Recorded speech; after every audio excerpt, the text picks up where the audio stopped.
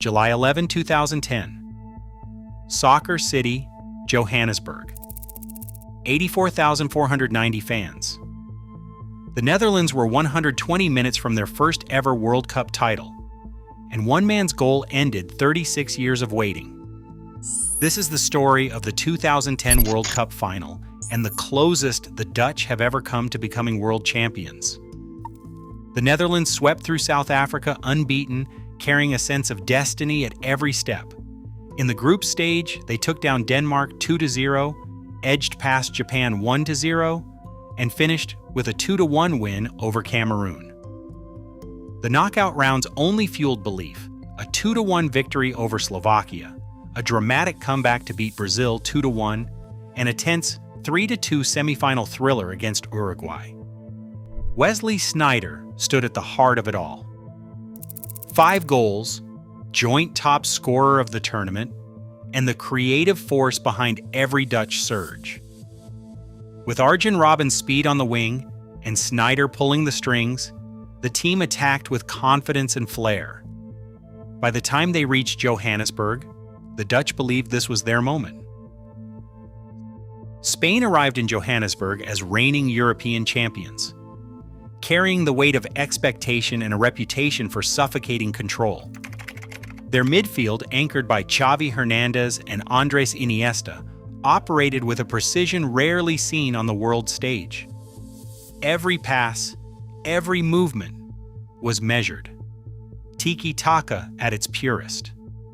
This style, built on relentless short passing and constant player rotation, forced opponents to chase shadows. David Villa, with 5 goals already in the tournament, gave Spain the finishing edge their possession deserved.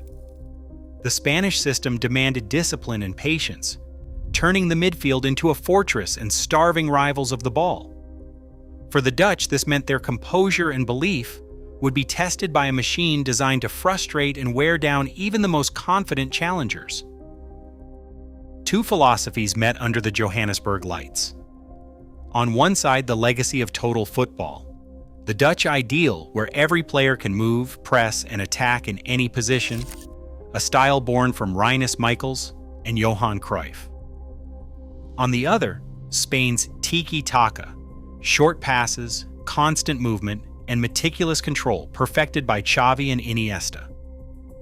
But the Dutch arrived with a plan that surprised their own tradition.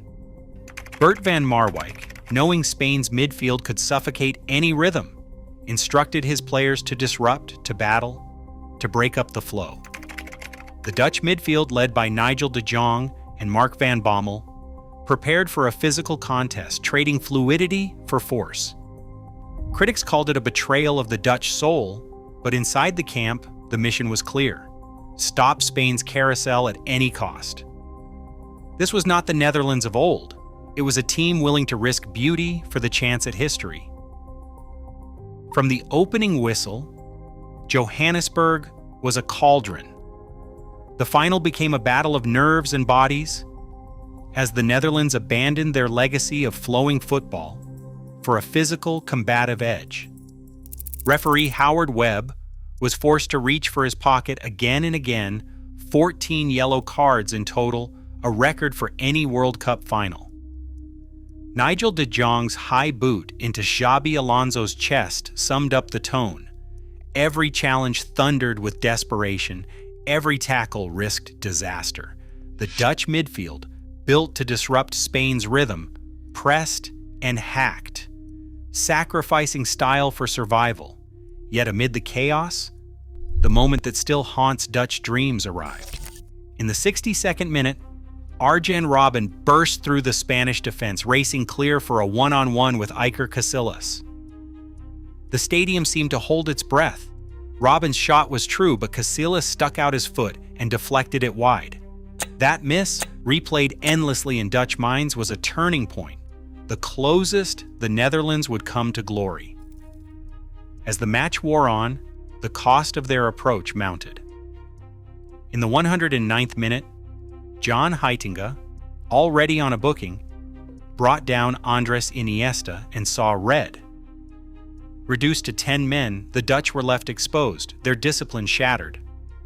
The physical storm had kept them alive, but it also left them vulnerable, setting the stage for Spain's final blow. Minute 116. The Dutch, battered and running on empty, watched as Spain pressed forward one last time. Cesc Fabregas, fresh and alert in midfield, found a pocket of space and threaded a pass through the heart of the Dutch defense. Andrés Iniesta darted behind the back line, chesting the ball down with a single touch. For a split second, the world seemed to freeze. Martin Stekelenburg rushed out, but Iniesta kept his nerve, driving a low shot past the keeper and into the far corner. Spanish players erupted, red shirts flooding toward the scorer as the stadium shook with the roar of 84,000 voices. The Dutch fell to their knees. It was a goal born from patience and precision, a move that broke the resistance built over 2 hours of brutal football. Iniesta's strike did more than settle a match. It handed Spain their first World Cup and left the Netherlands with nothing but heartbreak 4 minutes from the end. Johan Cruyff's words landed like a thunderclap. In columns and interviews, he called it anti-football, a betrayal of the Dutch tradition he helped create. For Cruyff, the 2010 final was not just a loss, but a wound to the national identity, a moment when pragmatism replaced the beauty of total football. The debate rippled through Dutch football for years. After the heartbreak in Johannesburg, the Netherlands soared to third place in 2014, then crashed out of the 2018 qualifiers and reached only the quarterfinals in 2022. Each campaign carried echoes of that night, questions about style, courage, and the soul of Oranje. Now a new core has taken up the challenge. Virgil van Dijk commands the back line, Frenkie de Jong orchestrates the midfield, and Ryan Gravenberch brings fresh energy.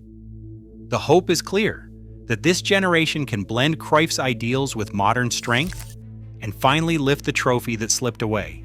Who is your all-time favorite Dutch player?